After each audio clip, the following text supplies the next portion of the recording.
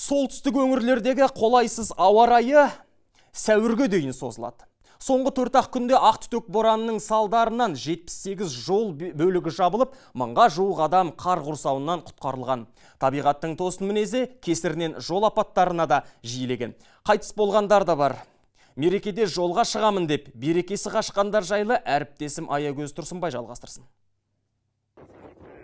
Әр сағат сайын түрлі бағытқа жол жабық, қар мен жел ұшқыны қатты деген ескерту хабарламаларға қарамастан жолға шығатындар саны азаяр емес. 4 күн ішінде 700 ересек пен 128 шиеттей бала қар құрсауында қалып қойған. Абырой болғанда үсік шалғандар жоқ.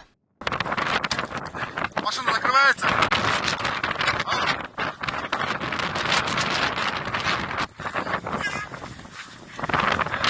Автожолдардың жабық учаскесіне халықты эвакуациялау үшін 113 уақытша жылыту пункті дайындалды.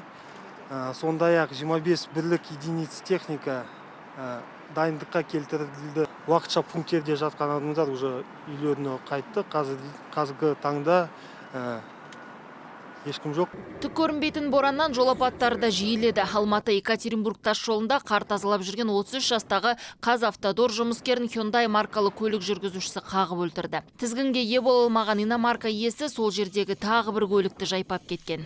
Капец, страшно здесь.